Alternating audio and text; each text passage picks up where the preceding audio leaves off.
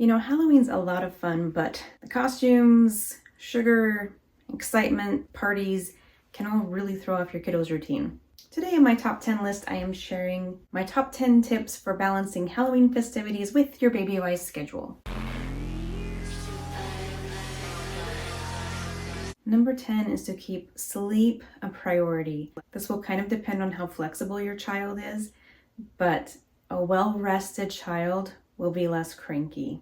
So try to maintain naps and bedtime as much as possible. If your child can handle some flexibility, go for some flexibility, but don't overextend it.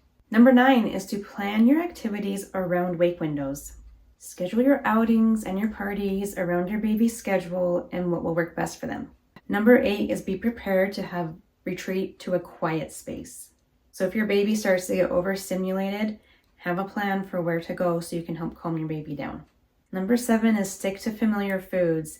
Now, of course, older kids are going to have more sugar probably than usual, but it is also okay to keep things under control. And, you know, if you have a baby, don't be throwing food at them they haven't had. Or, introduce one new food. Like maybe that's the day you introduce pureed pumpkin or pumpkin chunks to eat. But if you want to avoid tummy trouble, keep in mind what they're eating. Number 6 is to limit the sugar and candy exposure. It's okay to have that candy be spread out over time. It doesn't all have to be consumed in that one day. Number 5 is to be cognizant of comfort of costumes. You know, a baby's going to be much happier in a costume if it is comfortable for them to wear. Number 4 is to maintain the feeding schedule throughout the day. You don't want to have, your baby thrown off. Make sure you're just keeping feedings at the same time, naps at the same time, bedtime at the same time. Number 3 is be prepared to have an earlier bedtime if needed. This wouldn't really be a popular idea, but if you find that your baby's been way too overstimulated, just be mentally prepared to be able to do bedtime earlier if it becomes obvious that is needed. Number 2 is to use white noise in a darkened room for sleep.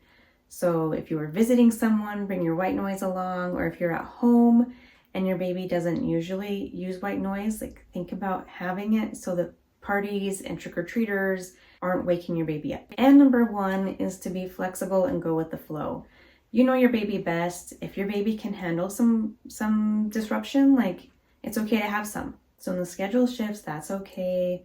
If your baby can't handle it though, it's also okay to just be yep, that's not for my baby, so that's not what we're doing this year. So just do your best to create fun memories with your little one. They're not going to remember it, but you will. So it's okay to make things work what is best for your baby and for you. I hope you have a really wonderful and fun holiday and that you're able to get back on track very quickly afterward. Thanks for watching my top 10. We'll see you next time.